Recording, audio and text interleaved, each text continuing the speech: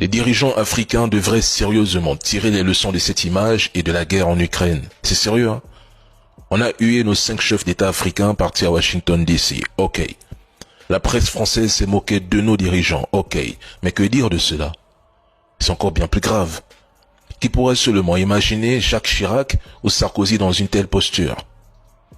Nos dirigeants africains, du moins ceux qui continuent de croire en l'Europe parce qu'on leur assure des mandats renouvelables, doivent comprendre que l'Europe n'a pas la profondeur logistique pour sécuriser qui que ce soit pendant une guerre longue. Mais si c'est déjà difficile de soutenir le front ukrainien à 3 heures d'avion de Paris, alors prétendre sécuriser le Sahel sur des années où l'Afrique relève du mythe, de l'illusion, de la propagande, de la désinformation.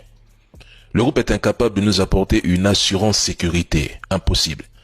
Cette guerre a exposé les limites de l'Europe.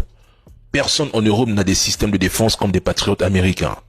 Ils sont incapables d'offrir la moindre garantie de sécurité à Zelensky sans s'aligner sur une coordination avec Washington. La guerre d'Ukraine a aspiré les stocks occidentaux et rigidifié l'export.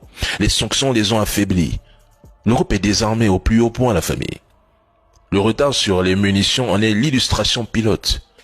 Ils répètent constamment aux dirigeants africains que sans eux, c'est le chaos chez nous. Pourtant, quand l'Europe est en guerre par procuration, elle n'arrive déjà pas à livrer à l'heure son allié stratégique. Donc, avant de prétendre sauver l'Afrique contre les terreaux, mais qu'ils commencent par sauver l'Ukraine. Avant de nous développer, qu'ils reconstruisent d'abord l'Ukraine et la Libye. Si les Africains ne s'étaient pas intéressés à ce conflit, on n'aurait peut-être sans doute jamais découvert les limites des Européens.